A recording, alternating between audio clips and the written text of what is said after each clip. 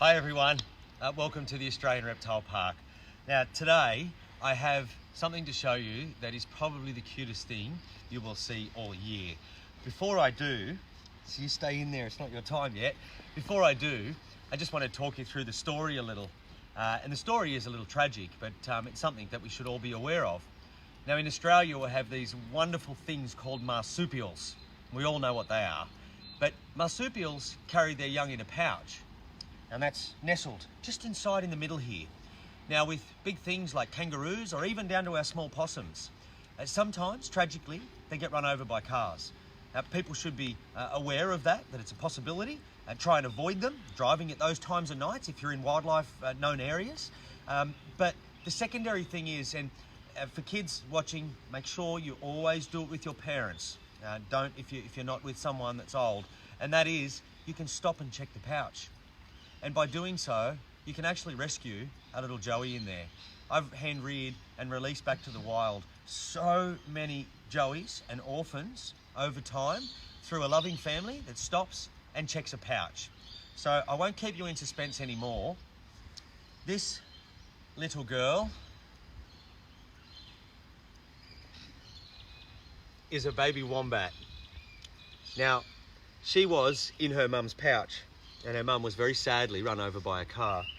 But she was found and she was rescued and she was brought to us, and she's a part of our family now until we can get her big enough and strong enough and release her back to a wild or a sanctuary that still provides artificial food, and she's got some sense of coming back to home to feed if she wants, but it's the wild. Now, wombats are one of my favourite animals. Their bond with mum is second to none. So at this age, this little girl would be following her mum, running after her, playing around mum, and she's still got the security of the pouch, which she could just fit into if she needs it. But let's have a bit of a look at a wombat. Now they are a marsupial. Their closest living relative is a koala, believe it or not. A wombat lives in a burrow and a koala lives up in the trees.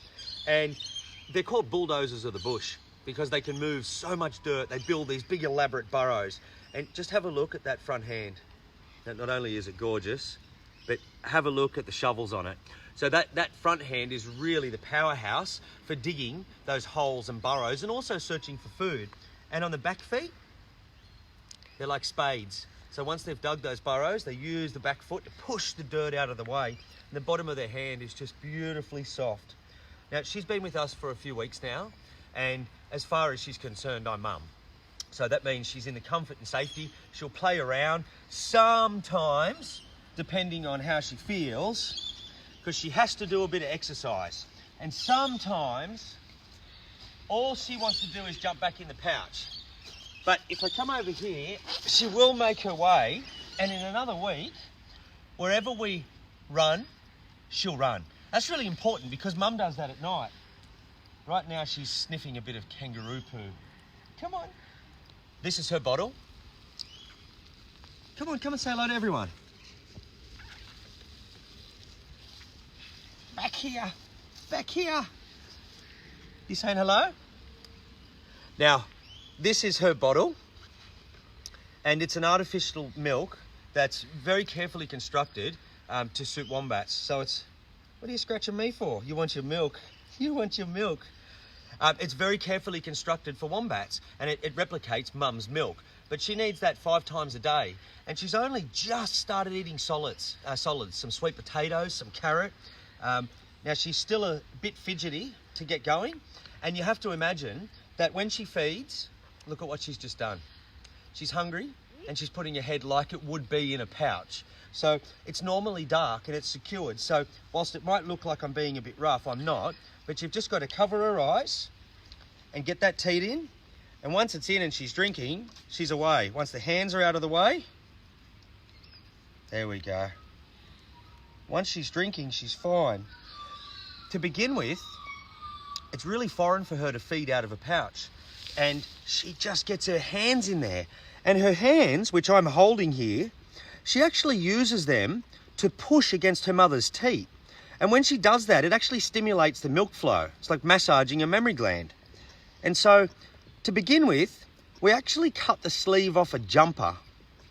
And we stick her in one end, and her little nose pokes out the other end. It helps because she doesn't get her hands up, and it helps because she's nice and dark. But see if you can listen to these little chuckles for a minute. Tell me there's anything cuter than listening to a wombat drink milk. You look also, see on my hand, I'm actually holding her quite tight.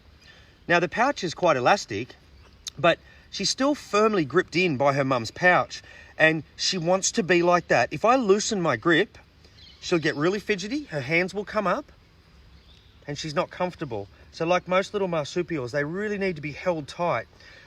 Wombats at this age can still fit under your shirt. That's where you can keep them nice and safe and warm and develop that bond. It's actually taken about 3 weeks to get her to feed like this. It was a real struggle, and for all the parents out there, I'm sure you know what it's like getting kids to eat. Wombats are no exception. The teat's foreign, the bottle's foreign, the outside's foreign. It's not mum's pouch, but she's taken to it really well. Now, she's about 6 months old, so when wombats are born, it's after a really short pregnancy that's only about a month, about 30 days. They're born the size of a peanut. They crawl up into mum's pouch and they fuse onto that teat. And then at this age is when they just start and begin to wean from mum. So the milk feeds will drop back and they won't be so regular.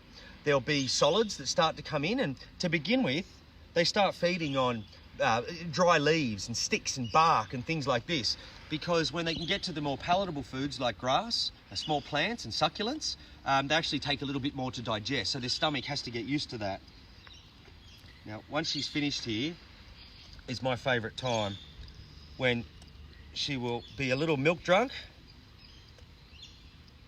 and she loves nothing more than having her belly scratched.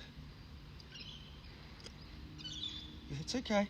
So if she gets a bit unsettled, I just cover her eyes really gently, and that's normal for her. Okay. You having a look? Now I've got more milk than she needs here, so I'll just finish her. Oops, sorry. Finish her at that for now. Now, quite interesting with a lot of marsupials is that they actually need to be toileted. Now, what does that mean? Well, they live in a pouch and they go to the toilet in the pouch. But you can imagine the bacteria and all the dirtiness that would build up if that was left in there. So what their mums actually do, and I'll just show you here. Right there, that's her pouch. Now, she's only a tiny little female. That's a little pouch, but that's the pouch. It's backward facing in wombats, otherwise it would get full of dirt when mum digs. But what mum actually does is, I guess once the joey's had a bit of a feed and mum feels that movement, mum actually puts her head down to the pouch. The joey will wiggle. It'll wiggle out and put its little bottom up. And as it goes to the toilet, mum licks it away. Now, it sounds gross, but it's very necessary, and it's something they do to keep the pouch clean. Now, wombats, like other marsupials, need to be toileted. So once they've actually been to the toilet, once they've had their bottle, you can hold your little marsupial, or in this case a little wombat, and you actually tickle the cloaca. I'm using a leaf, and you just tickle the cloaca, and that will stimulate the little marsupial to go to the toilet, because we don't want it to go into her clean pouch either. It's not good for her, and it's not a clean environment. But watch this. This is my favourite bit. Once she's had a feed, she loves her belly tickles. Oh, how's that? How's that? Got her. She's all floppy. How's that? How's that? And there you have a little orphan wombat, which has a bit of a sad story, but a happy ending. And she'll need round-the-clock care for at least the next 3 months. Then her bottles will drop back to about 3 times a day. She'll be on solids by that point. And the end is that to get her back in the wild. Now, it's hard because she developed a bond with us. She's used to people and she's used to foreign environments. So to go and put her straight back into the wild is not something that we do, you know, to cut that cord. We've got a wonderful partner in Cedar Creek Wombat Rescue. Really big property that has wombats that are released, but they can come back and sleep somewhere they know. They can come back and feed. They can come back and drink water. And that's really a nice halfway house, and it really makes sure that our native wildlife like this stand a fighting chance. Now, I'm going to sit here and play with her for a minute, Hopefully a few questions have come through. Would you like to ask? Yeah, people would like to know, how old can wombats get in the wild? Yeah, so wombats can live over 20 years. You know, in sanctuaries, they can live a little longer simply because they've got always the presence of healthcare if needed. She's got the hiccups. Look. That's even cuter than what I said before, a wombat with the hiccups. There she goes. Now, wombats live a little longer in sanctuary because they've got all that food, water, shelter and healthcare. Life's a bit harder in the wild, but they can live over 20 years. So quite a long-lived animal, and certainly when they do get old, they're very old and wise. I really love them. How many species of wombats are there? There are 3 species of wombats in Australia. They're all found in Australia. Now, one is the northern hairy-nosed wombat, found up in central Queensland, critically endangered. I think there's around 200 wombats. They suffered from habitat destruction. Massive. That's mostly their problem, is that land was cleared for agriculture and there was nowhere left for wombats. They were persecuted. But there's good management there now and their future looks brighter. But noting, I mean, when you're down to 200 of any species, that's really fragile. Now, the second species is this, the common or bare-nosed wombat. And bare-nosed because its nose isn't all furry. And so they're found from Queensland through New South Wales, down into Victoria and into Tasmania. Now, the third wombat is the southern hairy-nosed wombat. That's found from Victoria across to South Australia onto the Nullarbor Plains. Called a hairy-nosed wombat because they've got hair all around their nose. Now, it too is endangered. There are more southern hairy-nosed than the northern hairy-nosed wombats, but where they are, again, their population has just been annihilated mostly by habitat destruction. They fall victim to a lot of cars, and that's, you know, especially if you see a wombat behind here, and this won't hurt her, I promise. Just watch this. It's like concrete, okay? It's a really hard cartilage plate. And wombats use that historically for if things like a dingo chase them down the burrow, the wombat heads down the burrow and it blocks the burrow with that big cartilage plate, but it can also crush the skull of a dingo with it, and that's known to have happened. But the southern hairy nose, so when they get hit by cars, what happens is you've got this cartilage plate that protected the joey. So you can have a joey alive inside and a mum that's deceased. And southern hairy nose, really, especially out towards the Nullarbor, there's a lot of road fatalities. But that's the 3 species of wombat in Australia. Is it true that wombats have square-shaped poo? Wombats do have square-shaped poo.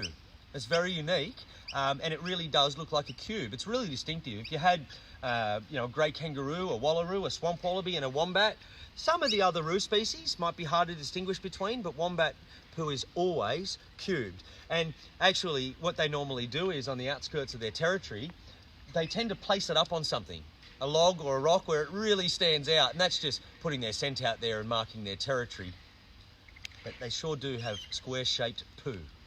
How big will she get when she's fully grown? Yep. So right now she's a couple of kilos. A full-grown wombat a big male can reach 40 kilos. Now, I think the average size is about 15 kilos, but we're talking a wombat that, you know, is twice as long, twice as high, and with that, there's a lot more mass. So, you know, we talk about all the megafauna that used to cover the world. And in Australia, we had, you know, gigantic birds, much bigger than cassowaries and emus. We had wombats that were the size of rhinoceros. We had Thylacoleo, a marsupial lion, and we've lost all of that, you know, 50,000 years ago. But still today, to have something like a wombat in the wild, it's a big animal considering, I mean, Australia's largest native predator is a Tasmanian devil, and it's smaller than wombats. So it's quite an impressive thing to think that we've got something of this size that's out there in the bush, just getting on with what they do, being wombats. How many times a day does she have to eat right now? Yep, so right now, she's on an artificial milk feed 5 times a day. We've just started to increase or introduce a little bit of, look, she wants away. So she's actually, that's where she's happy. Tucked in, tight and safe and sound with her eyes closed. But she's on 5 artificial milk feeds a day, and we've just introduced some solids like lucerne chaff and wombat pellets, dry foods that won't upset her stomach and start with that digestion of solid food process. Where would they sleep in the wild? So wombats live in burrows. The burrows can be 10 to 20 metres long underground. They're incredible diggers and known as bulldozers of the bush. these front paws are just so strong. Look how thick that muscle is on the arm, and have a look at those, you know, each of them is a little shovel. Now on the back feet, they're like spades. You can have a scratch. The back feet are like spades, and they actually push the dirt out of the way. So they always sleep down in a burrow. They're pretty specifically nocturnal, although it's not uncommon to see a wombat really early morning or really late in the afternoon. One problem that they suffer quite massively is mange. And mange is a parasite that it was introduced with the out of there, emu. It was introduced with the feral red fox 200 years ago. Mange is just awful. The wombats normally end up dying from dehydration or starvation. And they do that because the mange parasite bites them so much, they're so itchy, they scratch themselves so often, they'll lose their fur, they go blind, they can't see, they can't hear. So if you see a wombat out through the daytime, it's normally not a good sign, and that'll normally be a wombat that's suffering pretty badly from mange. Okay, and maybe one last question. It's the question everyone wants to know. What is her name? You may have noticed that I haven't called her a name. And look, we have names for all of our animals. They also have microchips, and they're known by, you know, individually identifiable processes other than a name. But I haven't called her a name because she doesn't have one. We normally wait a few weeks to name an animal. First of all, you want to know that it's going to survive. We have no control over the condition they arrive to us in. You know, how long they've been in the wild, what type of condition they're in. And so that point we've reached, but just with everything that's going on at the moment in the world, we thought it might be a lovely process to let you name her. We can only pick one name. Please send them through in the comments. And if you'd like to, a little bit of foresight is try and pick a name with meaning, that has some cultural significance, or that has some meaning to the wombats as a species or their role in the environment. But it's over to you. Hit us with your names and we will give her one that appropriately fits this beautiful little wombat. Thank you for watching, everyone. I'll see you again another day.